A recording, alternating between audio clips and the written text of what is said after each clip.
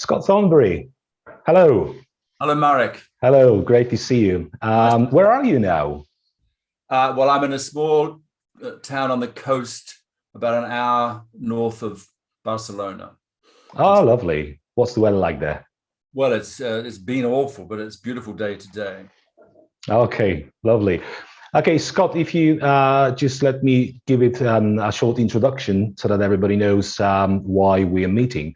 So I decided to ask Scott for an interview because I'm preparing for another IATEFL conference. And I decided, just like in the previous year, I need somebody more knowledgeable and experienced who can help me to join the dots and to prepare my talk. And because Scott is a unique example, a connection of somebody who's a teacher trainer, but also has stepped into student shoes and has checked what it is like on the other side of the desk. This is what I found the most interesting, and I decided to ask Scott a few questions about both perspectives of a teaching learning process. So the first question is basically stems what I've just said. Scott, I know you started learning Spanish as a new language from scratch some years ago. And I wanted to ask you, what has Scott student learned from that experience, and how has it influenced, how has it affected the Scott teacher and Scott teacher trainer? And what I mean is that maybe you realize that some things that we do need more focus, more emphasis, and some things maybe not necessarily that much in the classroom. Yes, good question, Marek. In fact, I didn't start from scratch when I went to back to the classroom in this recent. I mean, I'd been living here for a number of years and picking up quite a lot of Spanish, but it had been more or less incidental. Apart from studying when I first arrived, going to classes. So there'd been a long gap before I went back to the classroom. So I was something like B2 or maybe early C1 level, but with a lot of what seemed to be fossilized errors apart from anything else. So I enrolled in an intensive class 4 days a week, 4 hours a day. Over a period of 2 weeks. And so it wasn't a long course, but it was a very intensive one.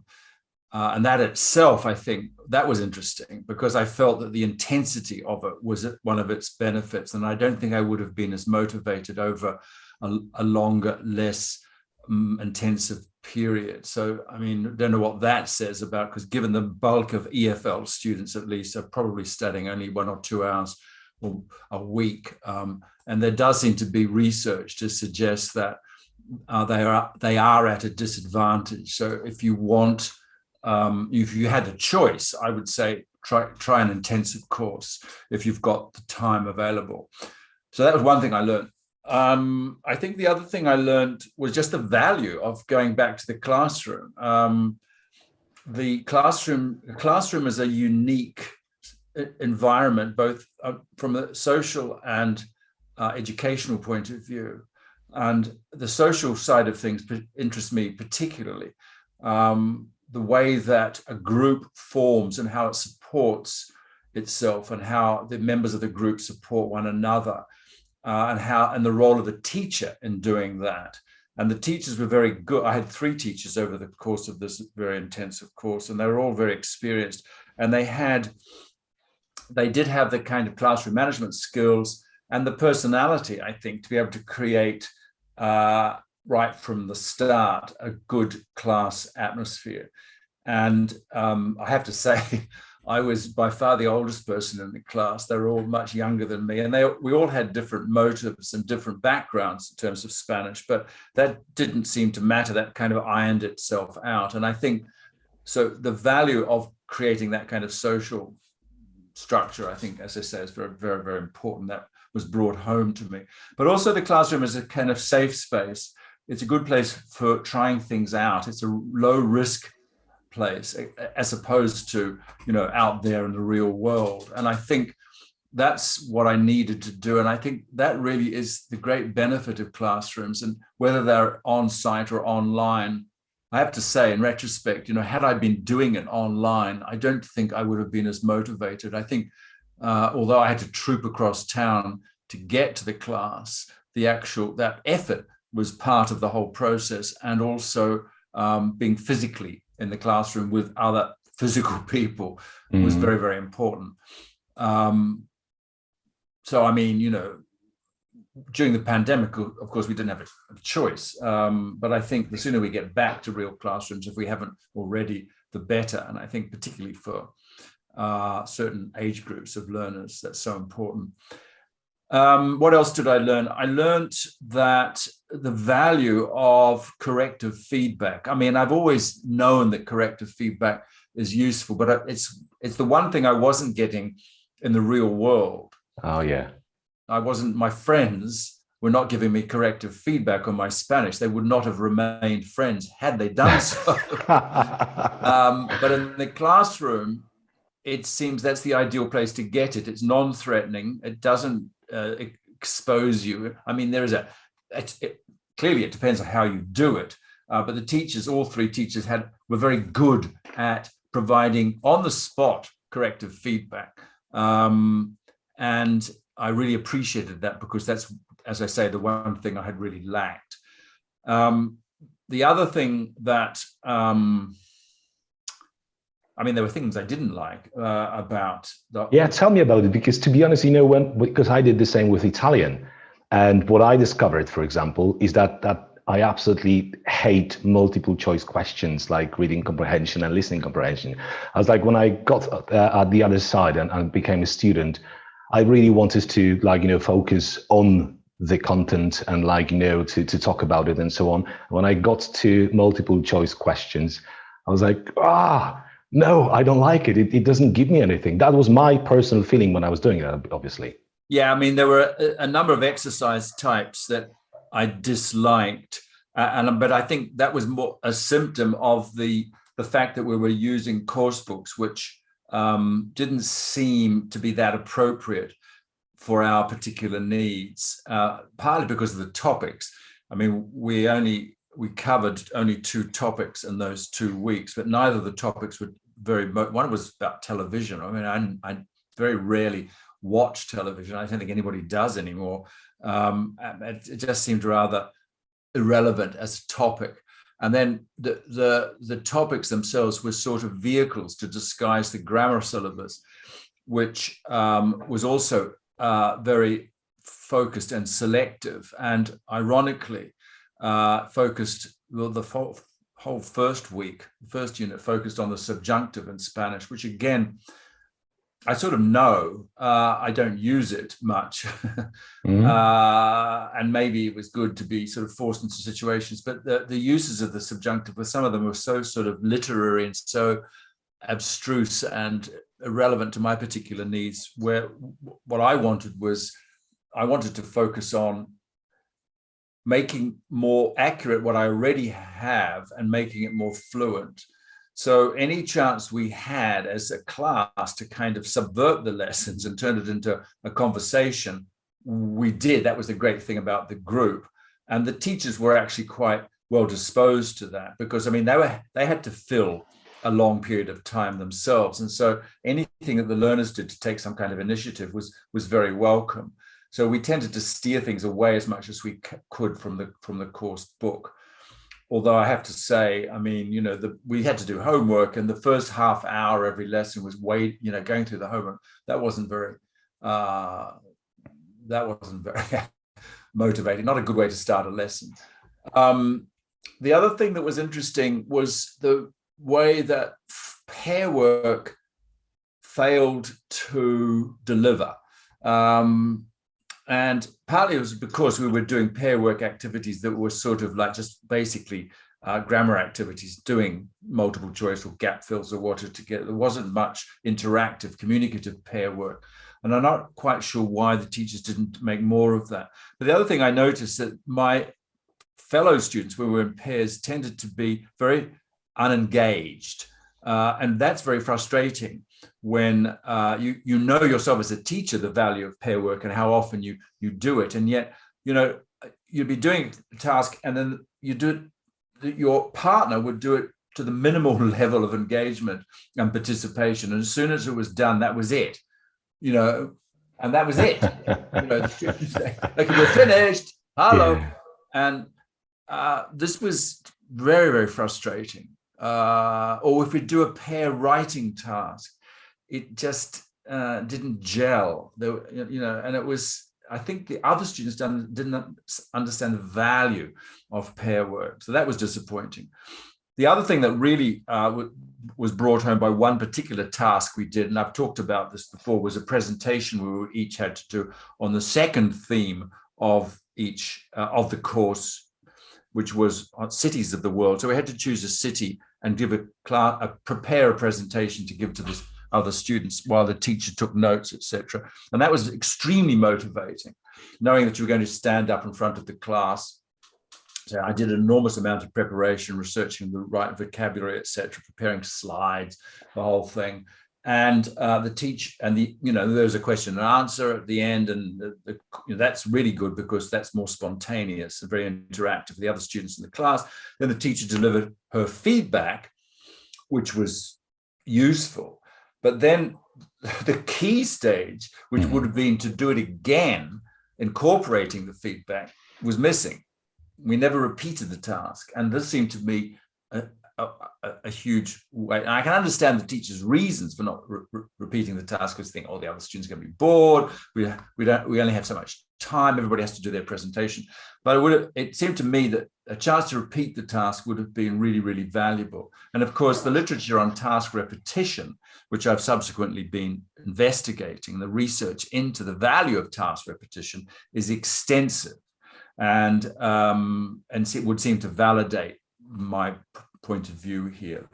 So we need to kind of think about how we can integrate task repetition into the program without it becoming repetitive or boring, etc. And maybe rethinking what we ask the spectators to do the second time round, which may be just something as simple as, here are the points that I asked Scott to incorporate. Here's the feedback. Let's see how many things he actually does manage to do. So they've got a purpose for watching the task again. And the other thing, funnily enough, I found irritating on the part of the teachers was their readiness to use these, I can't say the L1 because we didn't have a shared mother tongue, but to use English as the default classroom language when explaining vocabulary.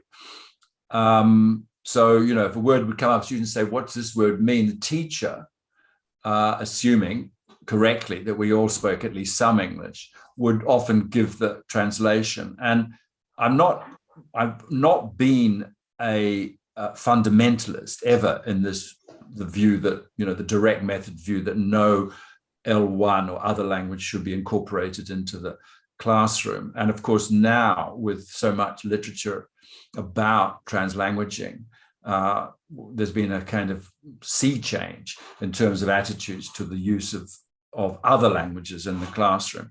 But I just found at this level, it was frustrating. It was too easy. I would have liked to have had the teacher try to explain in Spanish what the word meant as a kind of listening activity. I felt, while it saved time perhaps, but I don't think it was always accurate either, because English wasn't her first language. Mm-hmm. So you could never be quite sure whether the translation she was giving you was correct or not. So that surprised me, how I would have welcomed much more Spanish, target language translations, definitions, or whatever, synonyms, anything, rather than going straight to the default. So those are some of the things that I took away from that experience. That's really valuable, because lots of those things go along with what I've experienced, and you've also mentioned a few things I wasn't aware of. These things are, for the teachers, they are only possible to realize when we get at the other side of the desk, mm-hmm. and actually become a student, but not a student of language we speak, But as students of language, we don't know, we're not fluent at, or we we learning from scratch, and only then we can see how things work on us as when we are students. And that's I think something that's missing in teacher training sessions, where very often teachers are students, they become students, but of the language they know perfectly, they know very well. Exactly. And I think to follow up on that point, Mark, I think it's often, it always has been traditionally a part of pre-service teaching courses to expose learners to a lesson, at least during the course of the course, in a foreign language that none of them speak, so they can experience what it's like to be a learner. The problem is that's always the first lesson of a new language. It's the absolute beginner's lesson. And so, having a lesson in Swahili that you've never, ever even heard before as a complete beginner is interesting, but it's not representative, because I think most learners are learning languages, second languages, not as absolute beginners, certainly not with English. There's no such thing as an absolute beginner in English anymore. They're learning it as an intermediate student, or as a kind of like me, as a student who wants to tidy up their English. And so that's a very different psychological situation than being a complete beginner. And being a complete beginner, it does lend itself to a very direct method, a very, demonstrative kind of approach, where you're teaching just a few words and sentences and maybe setting up some very basic kind of situation, like in a restaurant or something. But that's not, as I say, that's not typical. Mm-hmm. And also, I agree with you again, because at the moment I'm at a kind of pre-intermediate stage with my Italian, and to be honest, I did so many things at the first stage, many different things like using apps, and so on, that at the moment I don't really know what helped me most. Mm-hmm. So I'm thinking if I want to understand the beginners again, I have to go back with another language, and see what actually works best in me, because now at the pre-intermediate stage, like you said, it's completely different, and I can see more things and it's more representative. You've mentioned one thing there, we will relate to that, which is task repetition. I really enjoyed listening to your talk entitled Play It Again, Sam, about task repetition. And I really think, again, from the student point of view, this is very valuable. The way you talk about task repetition is the way I try to translate the retrieval practice into language teaching, because I think it's a big mistake to copy and paste what other teachers do in subjects such as history or biology, and use the same things in language learning and teaching, because with history, you can gather some facts and you can quickly match them together if somebody tells you a story and you remember them, and then you just retrieve it and you're able to do it. In language, we all know that is not enough. You come back to it, and most often students are like, oh gosh, I don't know. Yeah. So this is not the way I think retrieval practice should be used in language teaching. I think it's closer to how you explain the task repetition. I want you to tell us now, what's your take on retrieval practice and spaced repetition for language learning? Well, yeah, that's a good question. There's been quite a lot of research into the effects of timing on, particularly on vocabulary acquisition, which is easier to measure in some ways from a research point of view. And yeah, the importance of retrieval goes without saying, that you don't learn words the first time you meet them, and that's it. Very few words we remember on only one encounter. And so you need to re-encounter the words. And so there's two kinds of re-encountering. One is the receptive, where you just see it again in a text. And the other one is the more productive, where you retrieve it from memory. You put it into a gap fill at the most basic level, or you retrieve it and put it into your own text or whatever. And the more times you do that, the more likely it is that the word will become part of your long-term memory. And the question then is, well, how often? Not just how much, but how often and at what kind of intervals. And again, the research would suggest that spaced repetition is better than intensive repetition, massed practice. What do they say? A little but often rather than a lot all at once kind of thing. So, if you're taught vocabulary, it's best to review it quite soon after the first encounter, maybe within the first day or so, and then space the retrievals over increasingly larger lengths of time until such time. Paul Nation has a quite nice way of kind of calibrating that point. He says the right probability of recall level is one where the learner has forgotten enough to feel that the repetition is worthwhile attending to, and yet not forgotten too much, so that there's still a good chance of recalling and thereby strengthening that form-meaning connection.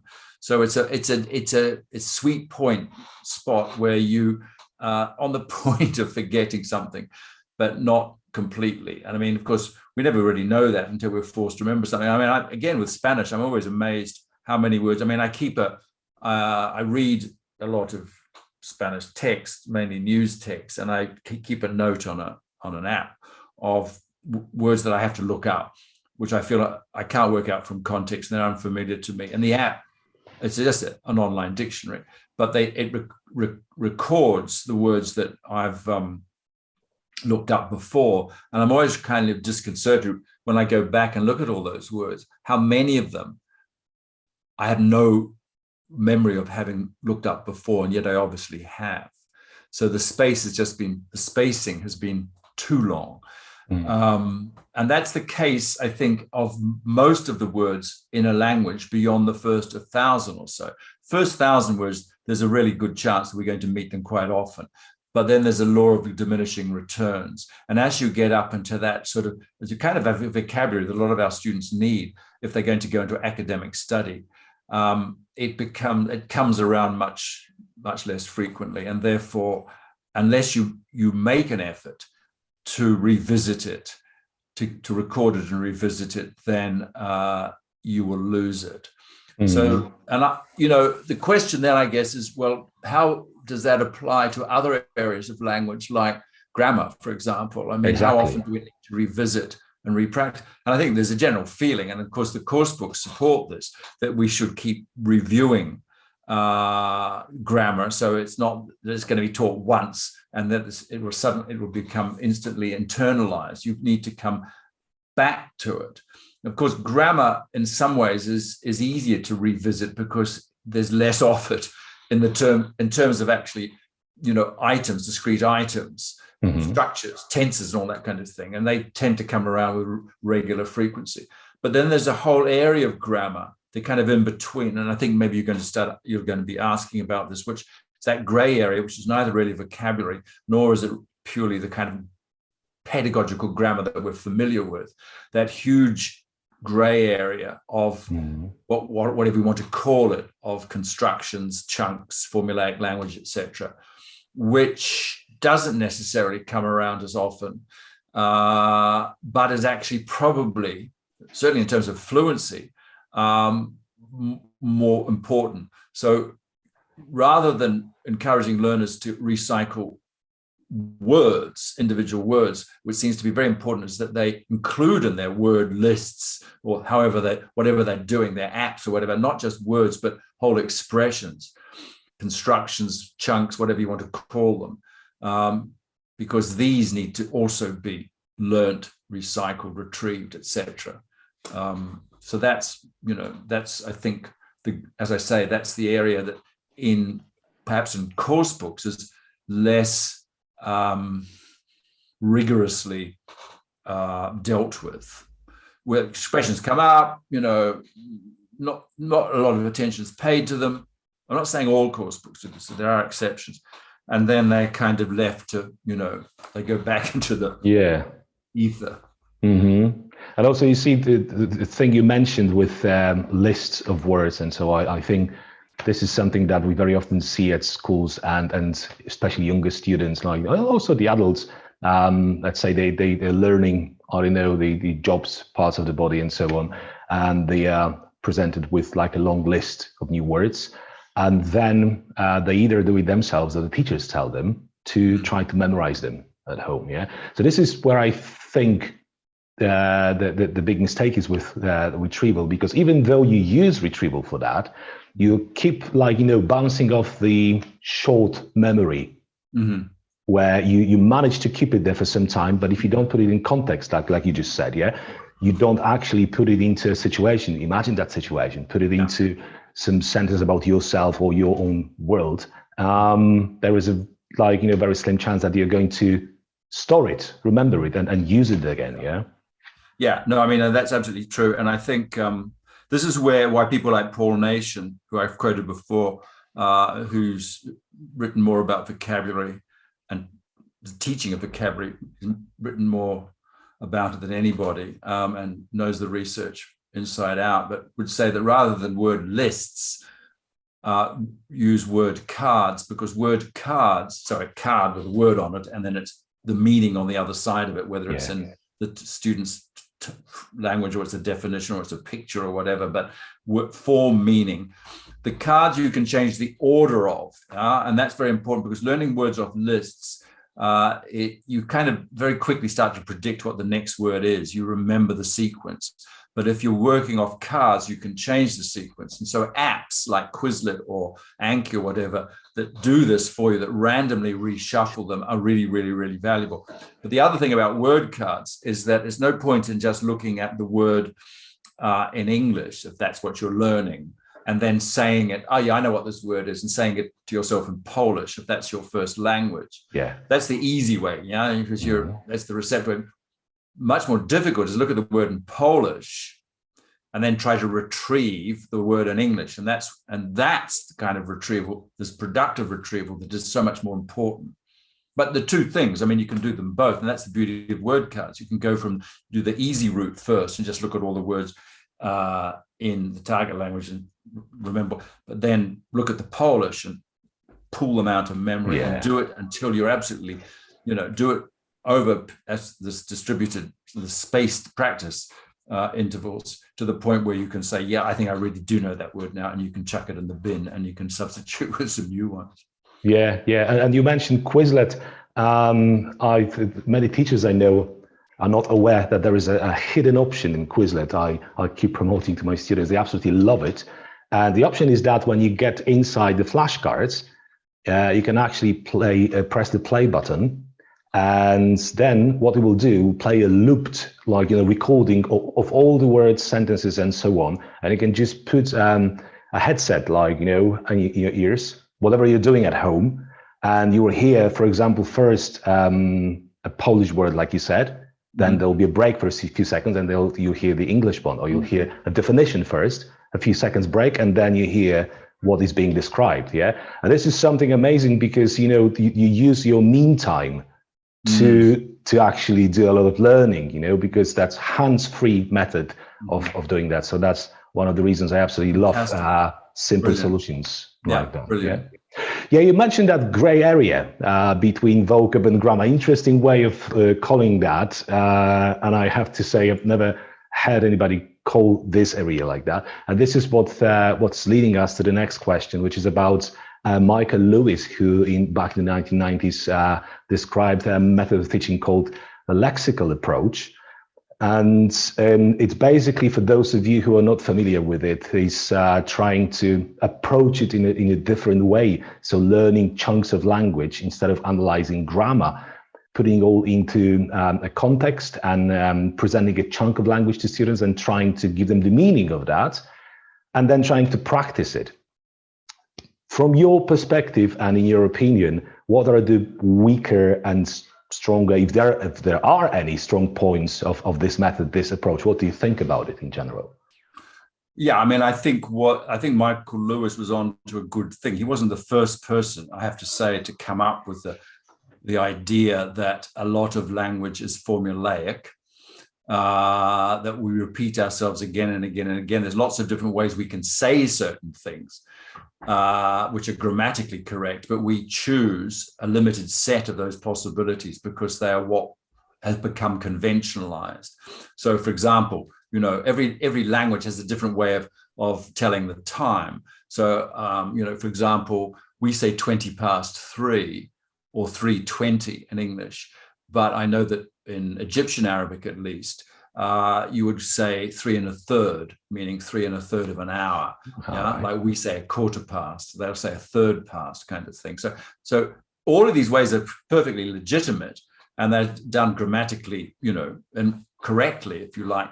But we just choose a subset of these are the ones that have become conventionalized over time. So part of learning a language is learning the idiomatic way of saying things, not just the grammatically correct way of saying things. So that's one of the things but people have been saying this for a long time. I think the other thing Michael Lewis drew on, and was the very early days of corpus linguistics, but corpus linguistics was showing that the high proportion of language, particularly spoken language, is repetitive, that we repeat certain phrases and constructions. There may be a phrase with a kind of a slot, which we can substitute in, like, would you like a, would you like a, would you like a cup of tea, would you like a cup of coffee, would you like a biscuit, would you like a cookie, that kind of thing.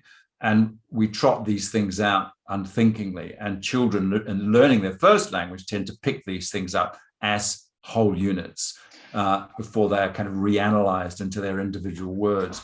So Michael Lewis picked up on that. And I think his point was that if we focus on these chunks, these sequences, these strings, these clusters, whatever you want to call them, this formulaic language, then we're giving our learners at least 3 advantages. One is that we are giving them the key to fluency, because it's, you sound more fluent if you produce a whole string of words rather than each word individually, one by one. Yeah, but if you can produce a chunk like one by one, it's just easier for the listener, and you just sound more fluent.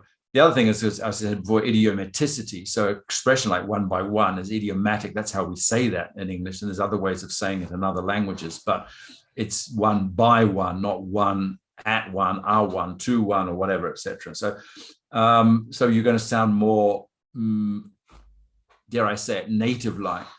And the third advantage of learning these fixed expressions, or these expressions maybe with variable slots, is that they may provide you a kind of foothold into the grammar, just as they seem to do in the first language. So children learning English or whatever, Polish, will be learning it and hearing it as these unanalyzed chunks. They will not hear separate words. They'll just hear the chunk.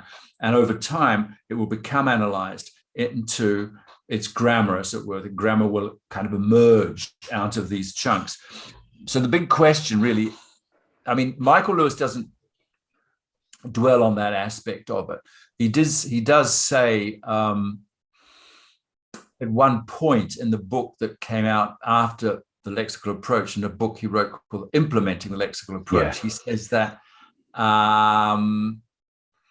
that the lexical approach claims that far from language being the product of the application of rules, and this is one thing he's always on about, that it's a waste of time learning grammatical rules, much better off just learning these chunks. But he says far from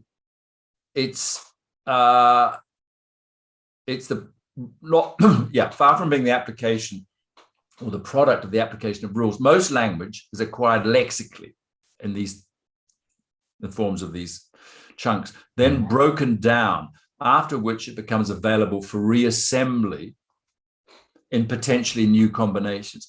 Now, that's about the only point where he actually acknowledges that view, but this has become much more prominent more recently, as people do believe, certainly with first language acquisition, that these chunks are reanalyzed into their grammar and then become generative. We can generate original creative expressions out of these chunks. There's a huge debate as to whether this happens in second language acquisition, with people arguing fiercely that it doesn't, and other people arguing fiercely that it does. And I used to be of the opinion, I wanted to believe that it does happen. I'm less convinced now that it does. Certainly, that it happens without, I'm less convinced that it happens without any kind of intervention. And I think this is where teachers can be really helpful, to actually draw students' attention to the formulaic language that they're hearing or reading, and then analyze it, identify the bits of it, help them analyze. Don't leave it up to the learners to abstract the grammar, to extrapolate the grammar from this formulaic language as they might do in their first language. And there's good arguments to suppose that with adults particularly who are already literate in their first language, will analyze these chunks not into their grammatical, their syntactical features, but into their individual words. Unlike children hearing our first language, children don't have a concept of words initially. They just hear seamless language, and they start to recognize bits of this seamless language which are associated with particular functions. So they'll hear particular language was used when they're being fed, when they're being dressed, playing games, etc. And they start to learn and recognize these chunks. But they don't have a notion of words initially. Adults do. And so we tend to hear chunks and we break them down automatically into the words as soon as we can. But that we bypass their kind of grammatical construction. This is one argument that I've read, which is a bit depressing, because it would seem that then this is not the shortcut to grammar that we were hoping for. But there's still an enormous amount of research to be done on this. And it would be really interesting. I was reading about the what was it called? The particle, to try and work out what atoms are composed of. So they kind of race them around a racetrack and they bang them against each other. And they've kind of cranked this up, and it's got very, very sophisticated now. And they're looking for this, what they call the fifth force in physics, in nuclear physics, this elusive fifth force. And I'm thinking, it's a bit like that with language analysis, linguistics. We're still looking for that, the evidence that we need to show what it is that really fuels second language acquisition. And to do that, though, we would need something as sophisticated as this machine in Geneva. We would need to track somebody over a relatively long period, and we'll need to track not just their output, everything that they say or write, but all the input that they're exposed to, and then see if we can see correlations in the input. And people are doing this, on a small scale, and are seeing, they've done studies into, for example, they've done it with artificial languages, so that or with nonsense words. They'll feed nonsense words into text, and see how long it is before students come up with them. Or they'll feed collocations into a text, collocations which don't normally exist. They'll make up collocations, or binomials. Like, we talk about sweet and sour, and short and sweet, and safe and sound, and we've got all. But they'll invent ones, and they'll seed a text with these. And try to detect when it is that these become part of the learner's actual output, or whether they can at least complete a gap fill with the second part of each of these things. There's quite a lot of stuff being done on that. And it's very, very small scale stuff, but it is suggestive, because it does tell us a little bit about how much is picked up implicitly, at least. And so if we can show that a lot of these chunks are picked up implicitly, then that's the first step in saying, then maybe this implicit knowledge that learners are picking up through massive exposure will become productive and generative and start producing grammar like it does in first language acquisition. But as I say, you'd have to track somebody for a relatively long time, and you'd have to know exactly what they're being exposed to, as much as what they're producing. So this is where Michael Lewis was a pioneer, I've taken issue with him. I wrote an article once describing the lexical approach as a journey without maps, because he never really, he says, okay, yes, you can learn a lot of language through exposure to massive input, and by focusing on the chunkiness of it, the formulaicness of it. But he doesn't sort of to be an approach or a method or whatever, you also have to have a theory of selection and sequencing. Which is easy with the grammatical approach, because as I said before, there's only a finite number of traditional grammatical features, so we can isolate those, and most methods tend to focus on the same kind of grammar. But if you're focusing on lexes, which chunks? There's billions of chunks. I mean, you think there's a lot of chunks out there. Mm-hmm. So which ones are you going to, or is it just whatever comes up kind of thing, which is probably not good enough for learners who are in a hurry. Now, since 1993, when the lexical approach came out, corpus linguistics has provided us at least a lot of information which it didn't have before. Michael Lewis didn't have access to, which are the most common sequences. Even things like phrasal verbs, for example, which after all are a form of a chunk. We now know which are the most common phrasal verbs. We know which are the most common particles of phrasal verbs. And, this is really valuable information, because we can start to design more lexical syllabuses, but which are informed by at least frequency. Not saying that frequency is the only thing that should inform a syllabus, but it's a good start. You don't want to be wasting time teaching chunks, like it's raining cats and dogs, teaching idioms in the old style when nobody ever says that in 100 years. Or kick the bucket. Exactly. Nobody says kick the bucket unless they're talking about idioms. Absolutely. But there's also another thing that it's more and more widely. I mean, the lexical approach is used to not only for those lexical chunks, but also to teach grammar per se, before it's disassembled into separate parts. So many teachers, what they do is they present students with a model where you have a certain tense, let's say present perfect continuous, and they kind of they meet the model, they try to apply it to, say, different flashcards, different pictures, situations, and so on, and they get the meaning, and then they carry on, and then maybe somebody says, okay, wait, teacher, so what does this mean, and why do we put this there? And I always say that you have to be flexible. You can't go into extremes. So if you use lexical approach to work like that, if students need it, you have to switch to at that point and tell them, okay, so I'm going to tell you now how it all works, as a form and everything. Yeah. So that's this, it's all changing and circulating, and then it's all things gets together, such as communicative approach, grammar approach, lexical approach. And this is what we nowadays have, because there's no rocket science. Hasn't been any rocket science for a long time, in language teaching. I'm not sure if you agree with me, but it's just trying to pay more attention to details taken from different approaches and different methods, because we realized that, and I think the kind of the new kid on the block, really, in terms of approaches, if you like, is or at least theories of second language acquisition, is the usage-based theories that language is certainly first language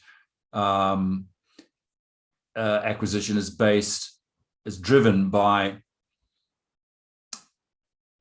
input, but massive input, out of which these regularities are extrapolated. And so this is the synergy, if you like, between theories of language, what we know about language from corpus linguistics, and theories of acquisition, which suggests that, yes, frequency is a very important component of first language acquisition, at least the amount of frequency you're exposed to, the number of times you hear a construction. And so part of the usage-based theorizing is looks at language from the point of view of what they call constructions.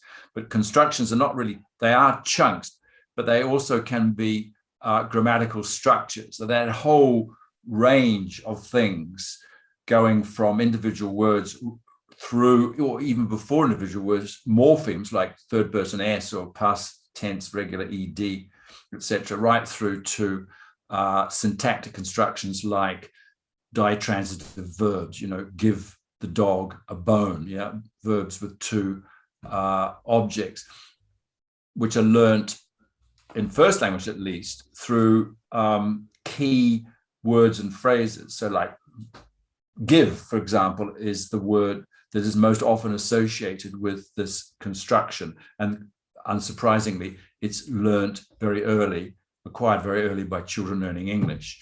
And that they acquire the construction along with the verb. It's all part of the same.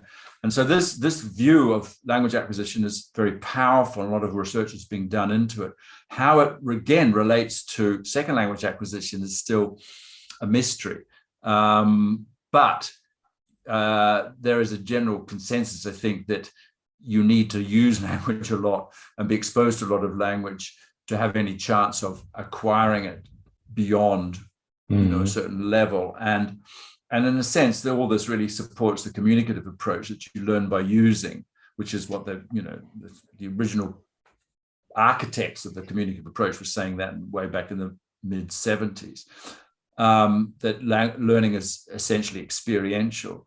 And now we have grounds, and there is research to show that this is very much what happens. But more to that, it's situated, it's contextualized, and it's embodied. And I mean, what people are looking at now very much is not how people learn languages in classrooms so much as how they learn it after the classroom, when they go the transition into the real world, where they take what they've learned and they start to apply it in situations which are unpredictable, where they're having to deal with speaking and listening, where they're having to use context information to make sense of what's going on. And using their body, the gestures, etc., and reading the gestures of the people they're interlocking. So it's very, very complex kind of behavioral interface, if you like, real language use, which is not just about it's not just a purely cognitive thing. And this seems to be the development that a lot of research is taking at the moment, and also a lot of teaching. I mean, I've talked about this before, the language in the wild, learning language in the wild projects in Scandinavia, where people who come to a Scandinavian country to learn that language, like Swedish or Icelandic or whatever, go to classrooms, but they're also sent out into the street to do tasks to video them on their phones or whatever, to come back and report on them, etc. So and then they go back and do it again. So you've got the task repetition, but you've got it actually happening in the wild, the task, not just in the classroom.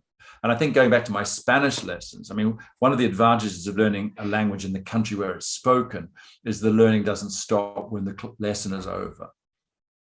And that's I think that's very important. And also staying there with your Spanish.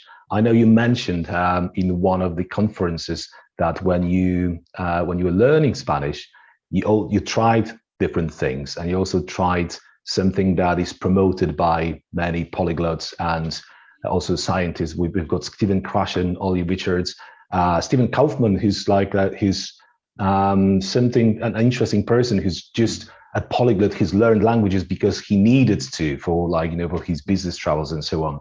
Now, they all say that the most important thing is to get the input in form of reading, and it's got to be compelling and comprehensible. They all repeat those two words that they are very important. Ollie Richards even turned it into a method that he called story learning, and he published some books at different levels where you have stories adapted to that level and where you have some exercises to work in them.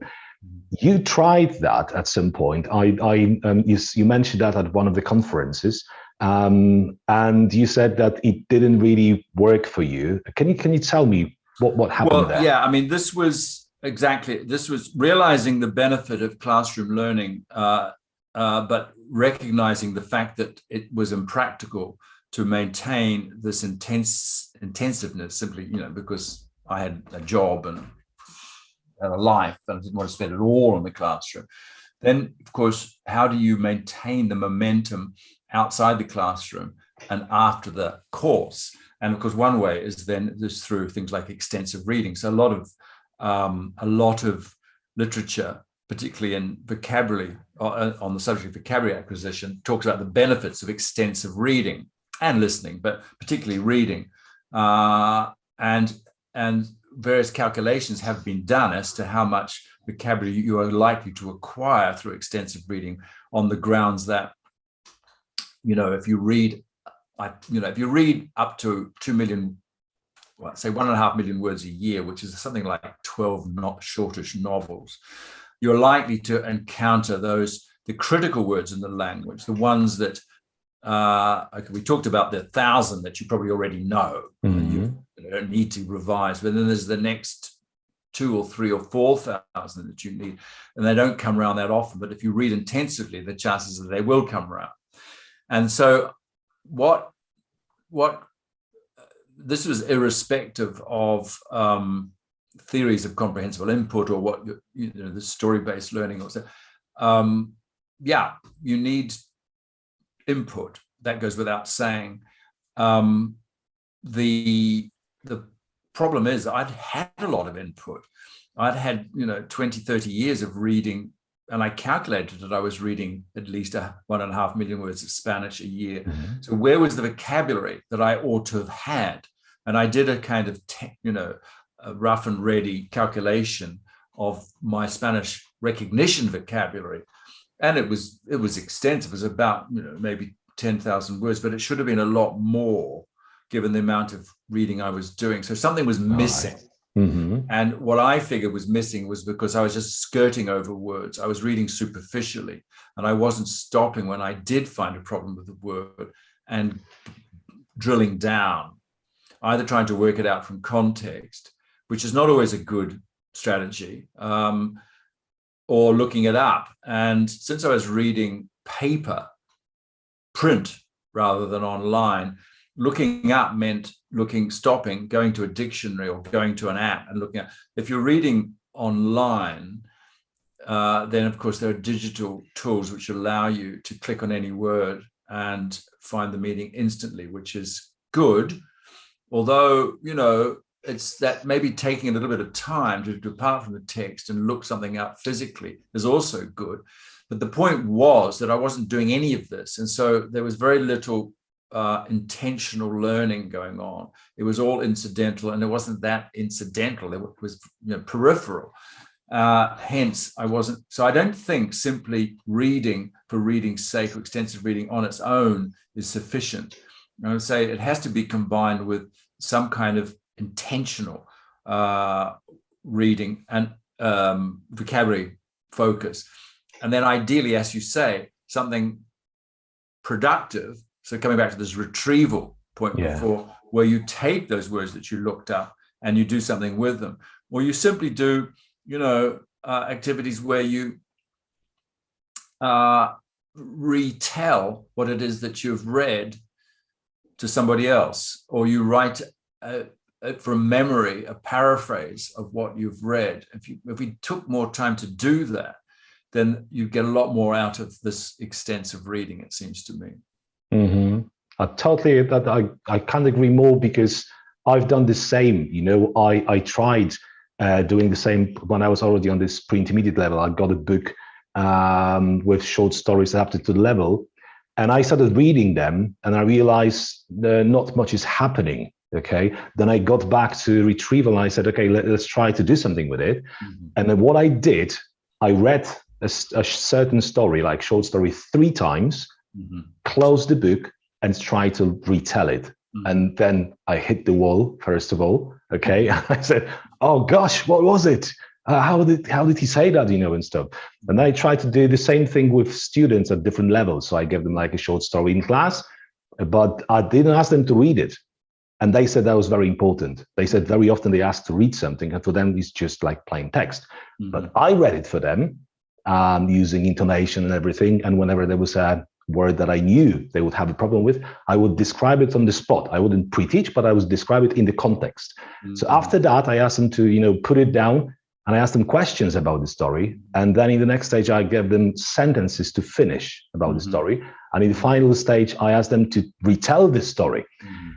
And at the end of the lesson, I described some of the words that we knew, and they had to retrieve them. And at the end of the lesson, many of them said, that was interesting. Like from the students' point of view, mm-hmm. Something different happened.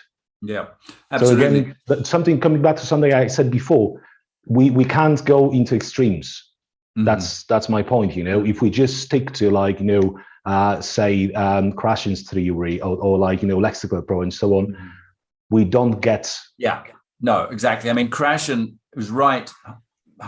He's half right that comprehensive input and massive and compelling input, interesting input, is that it on its own, it's not going to be enough for adults, particularly for all the reasons we've said. And I think one of the problems also is that course books, because they have limited space, and maybe because they don't recognize the importance of this drilling down, they tend to teach. They tend to treat texts, the text that they include, both the reading and the listening text, rather superficially.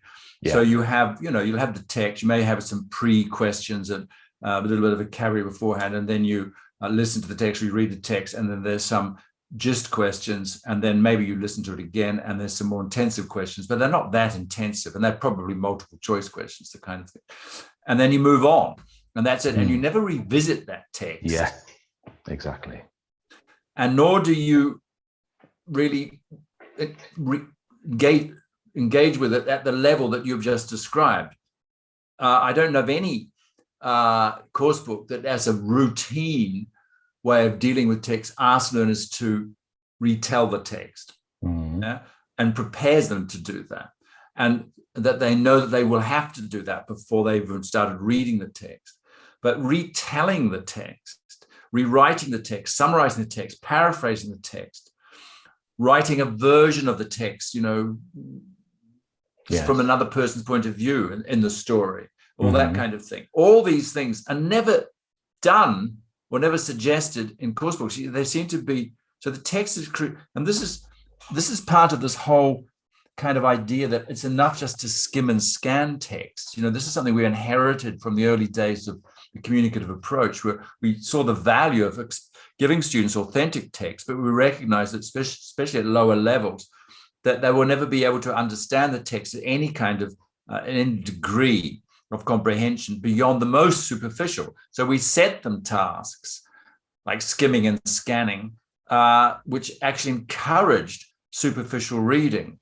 And it's superficial reading that we don't want people to do. But this is what my problem with, all this reading that I was doing was very superficial. I'd read the newspaper, but I kind of knew what I was reading about anyway, because I'd heard it on the news in English probably the same day. So it wasn't like when you're reading something where your life depends on it, when you're, the instructions for installing a gas water heater or something, where you really have to know what it is that you're reading, because otherwise the thing will blow up.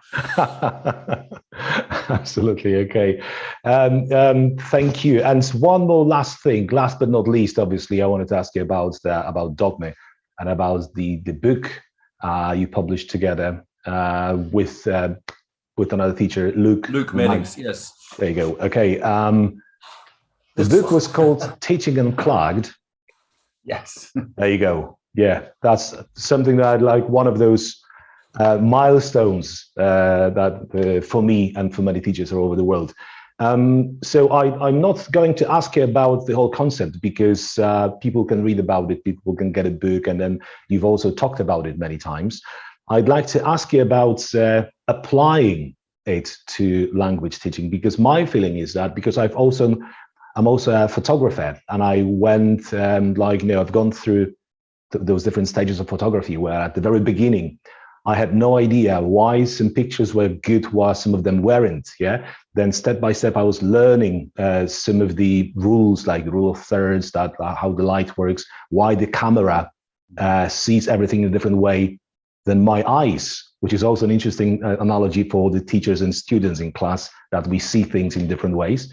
So my question is this a good analogy, that just like in photography, you learn the rules first, and then at some stage you learn how to break them to create something interesting and something of your own, and you start using it, and then it becomes natural. Isn't it the same with Dogme concept? Well, yes. I mean, I think the thing about Dogme Teaching Unplugged it's something that many teachers, I like to think, most teachers kind of gravitate towards over time through experience. And a lot of people do say, oh, this is nothing new. This is what I do anyway. Yeah. And say, well, that's great. That's terrific. And what I mean by that is that what they mean is that they've become less dependent on planning lessons and more able to react spontaneously to things that come up and exploit those affordances.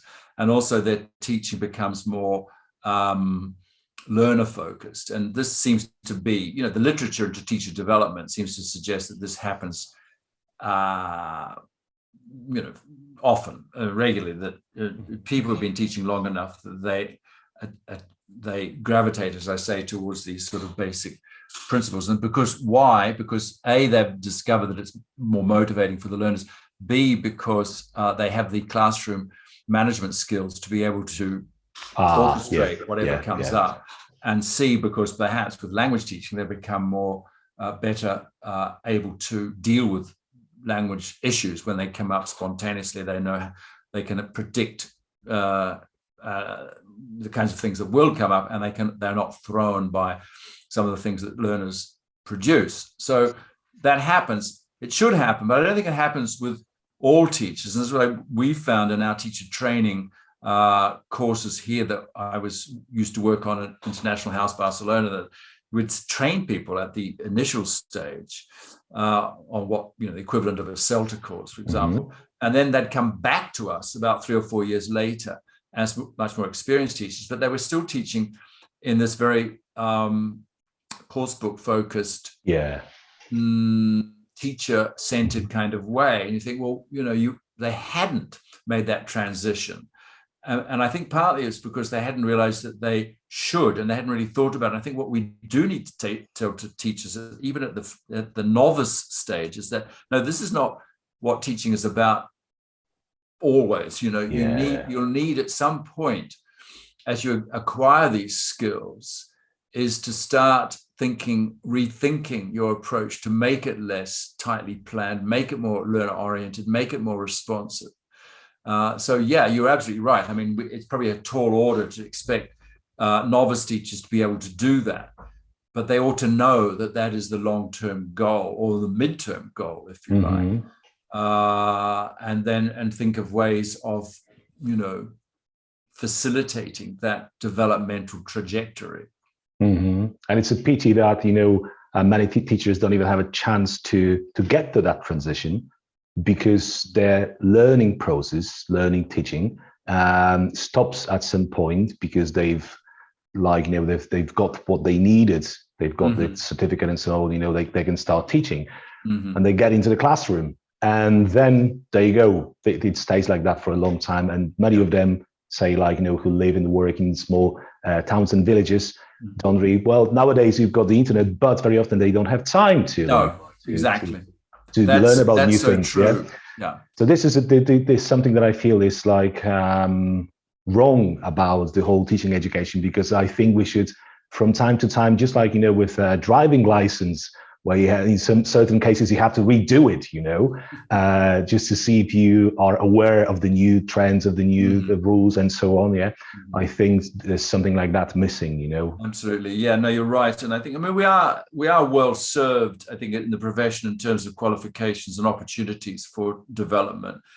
If you think of the CELTA through Delta and up to doing a master's or whatever, there are opportunities to regularly update. I think, and as you say, now with the internet, there's a lot more opportunities for teachers to be in touch with what's going on. Not all teachers are as lucky as I was, and they worked in institutions that took teacher development fairly seriously and had regular workshops and meetings of the staff, and also supervised observations, peer observations, stuff like that. So there was a climate of teacher development going on constantly, and people were questioning some of the kind of received orthodoxies, and I think that's very good. I think one of the problems possibly too is that, you know, the way that education is driven now so much by high stakes exams, that, you know, however much you would like to innovate or deviate even from the kind of the rigid curricular structures that you're locked into, it's very difficult because you are accountable to the learners, to the parents, to the stakeholders, etc., to get learners through these high stakes exams. And they're not necessarily exams which value the kinds of uses of language that we might traditionally have thought were the objectives of language learning, you know, to become fluent and become communicative, etc. That's not, I mean, not to say that exams haven't improved, and they have followed, even if with a bit of a lag behind the communicative approach. And if you think about things like the Common European Framework, I mean, I think for all its problems and flaws, etc., I think it's well motivated to shift to remind us the purposes of learning a language is to be able to do things with the language, not just to accumulate a lot of knowledge about the language. But, you know, despite that, it still seems to be that very much the dominant mindset in second language teaching is to learn the facts of the language initially, and then hopefully they will seep into actual usage in the real world. And I don't think that's always the case. We get blinkered by grammatical syllabuses, etc., and we I think place too much faith in the ability of learning grammar, for example, to translate automatically into communicative use. And it doesn't necessarily, particularly with learners who don't have a lot of opportunities outside the classroom to put it to work. So we need to create those conditions in the classroom. So even for me in Spanish, in my Spanish classes, because of my limited circle of Spanish-speaking friends, etc., I wasn't getting the kind of opportunities that you would think you would naturally get if you're living in the country where the language is spoken.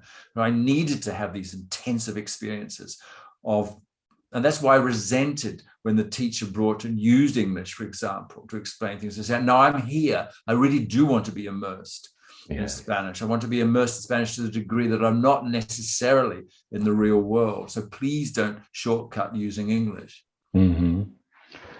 Scott Thornbury, thank you very much. That's been amazing. It's like, you know, I didn't even expect to talk about so many things here.